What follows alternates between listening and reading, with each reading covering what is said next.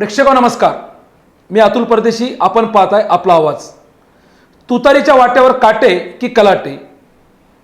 खरं तर आज आपण बोलणार आहोत चिंचवड विधानसभा मतदारसंघाबद्दल. पटतंय का पहा आपल्या या विशेष भागात. राज्यातील विधानसभा निवडणुका जसजशा पुढे येत आहेत तसतशा अनेक विधानसभा मतदारसंघातील चुरस ही समोर येते.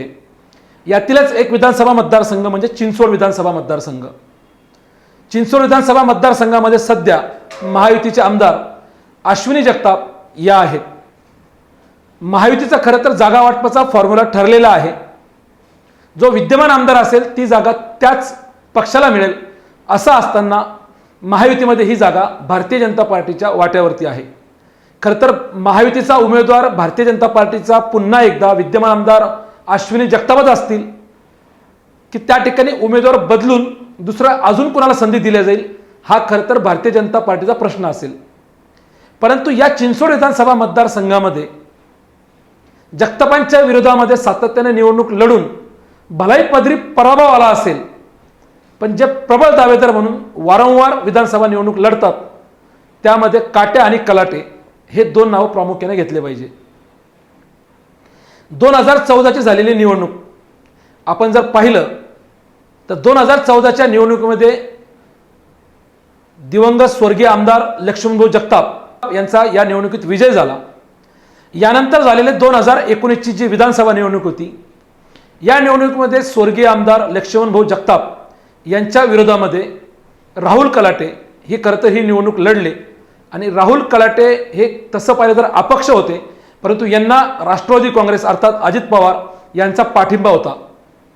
असं असताना राहुल कलाटे यांनी जवळपास मिळवलेली 1,12,000 मते तरी देखील त्यांचा पराभव झाला आणि लक्ष्मण जगताप पुन्हा एकदा या चिंचवड विधानसभा मतदारसंघातून विजयी झाले.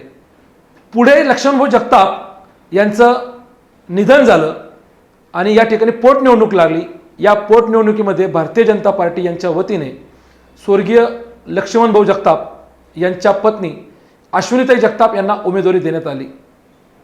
पुन्हा एकदा या ठिकाणी कलाटे आणि काटे यांच्यात उमेदवारीसाठी टक्कर झाली आणि राष्ट्रवादी काँग्रेस यांच्याकडून नाना काटे यांना उमेदवारी मिळाली आणि नाना काटे यांनी जवळपास 1,00,000 मते घेतली. तर राहुल कलाटे यांचं या ठिकाणी डिपॉझिट जप्त झालं. असं असलं तरी 2024ची ही होऊ घातलेली निवडणूक, या निवडणुकीमध्ये महायुतीचा उमेदवार भारतीय जनता पार्टीचा जवळपास ठरलेला आहे, परंतु महाविकास आघाडीचा उमेदवार कोण आणि ही जागा महाविकास आघाडीला तुतारीला सुटेल की उद्धव ठाकरे यांच्या मशालीला सुटेल हे देखील पाहणं महत्त्वाचं ठरणार असलं तरी जवळपास चिंचवडची जागा ही तुतारीला सुटेल ही शक्यता मात्र जास्त आहे. 2014 पासून तर 2019च्या निवडणुकीचा प्रवास नेमका काय होता हे तुम्हाला सांगण्यामागचं कारण एवढंच आहे की चिंचवड विधानसभा मतदारसंघामध्ये 14 पासून ते 19 पर्यंत ह्या ज्या काही 3 विधानसभा निवडणुका झाल्या पोटनिवडणूक धरून, यामध्ये सातत्याने जगताप, कलाटे आणि काटे हे तिघं उमेदवार म्हणून राहिलेले आहेत. अशातच सध्या राहुल कलाटे आणि नाना काटे यांनी देखील या 2024च्या होऊ घातलेल्या विधानसभा निवडणुकीसाठी कंबर कसलेली आहे. मतदारांशी संपर्क वाढवलेला आहे आणि आपणच उमेदवार आहोत, उमेदवारी आपल्यालाच मिळेल असा त्यांना विश्वास आहे.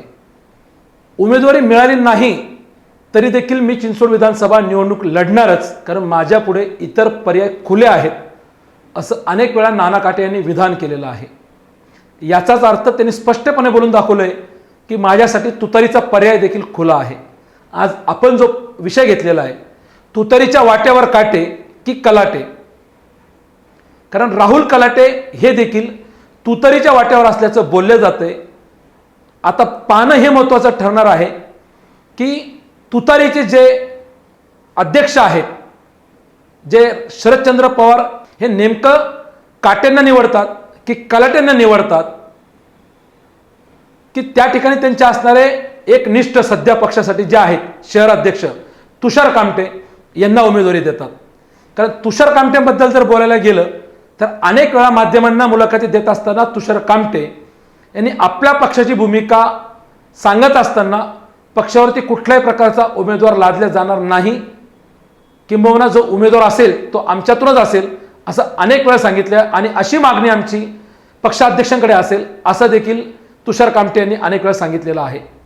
परंतु असं असताना आज जे नाना काटे आहेत, जे चिंचवड विधानसभा मतदारसंघामध्ये एक उमेदवार म्हणून त्या ठिकाणी प्रचाराला लागलेले आहेत आणि त्यांना आशा आहे की भारतीय जनता पार्टी, अजित पवार यांची राष्ट्रवादी काँग्रेस आणि एकनाथ शिंदे यांची शिवसेना यांच्या असणाऱ्या महायुतीमध्ये ही जागा कुठेतरी अजित पवार गटाला सुटेल आणि नाना काटे हे त्यांचे उमेदवार असतील असं सध्या घडीला नाना काटे यांना वाटतंय. परंतु तसं घडलं नाही आणि ही जागा जर का भारतीय जनता पार्टीला सुटली तर नाना काटे मात्र महाविकास आघाडीच्या अर्थात तुतारीच्या वाट्यावर आहेत, हे मात्र त्यांनी अनेक वेळा बोलून दाखवलेलं आहे. तर दुसरीकडे राहुल कलाटे यांच्याबद्दल जर बोलायचं झालं तर ही जागा जर का चिंचवडची तुतारीला अर्थात राष्ट्रवादी काँग्रेसला जर का सुटली तर राहुल कलाटे हे देखील शरद पवार यांच्या संपर्कात असल्याच्या बातम्या आपण माध्यमांमधून पाहिलेल्या आहेत. आणि राहुल कलाटे यांना तुतारीची उमेदवारी मिळण्यासाठीचं एक भक्कम त्यांना जे पाठबळ आहे ते म्हणजे त्यांची आणि राष्ट्रवादी काँग्रेसचे असणारे विद्यमान खासदार अमोल कोल्हे यांची असणारी मैत्री. आज अमोल कोल्हे हे राष्ट्रवादी काँग्रेसचे राज्यातील एक स्टार प्रचारक आहेत. अशातच जर चिंचवड विधानसभा मतदारसंघ हा महाविकास आघाडीच्या जागा वाटपामध्ये जर तुतारीला सुटला, शरद पवारांच्या पक्षाला सुटला, तर निश्चितच अमोल कोल्हे हे राहुल कलाटेंसाठी या मतदारसंघातून आपली ताकद लावतील, किंबहुना त्यांना उमेदवारी मिळवून देण्यासाठी प्रयत्न करतील, यात मात्र शंका नाही. पर्याय 2 आहेत चिंचवड विधानसभा मतदारसंघातून, की अजून तिसरा पर्याय हा तुतारीसाठी आहे. यावरती तुमच्याही काय प्रतिक्रिया आहेत? आजचा आपण जो विषय घेतला होता तुतारीच्या वाट्यावर काटे की कलाटे, याबद्दल तुमच्याही प्रतिक्रिया तुम्ही आम्हाला कमेंट बॉक्समध्ये कळवा. कारण भारतीय जनता पार्टी अर्थात महायुतीचा उमेदवार हा निश्चितच ठरलेला आहे. मग महाविकास आघाडीचा उमेदवार राहुल कलाटे की नाना काटे की तुषार कामटे की यापैकी अजून एखादा पर्याय समोर येतो?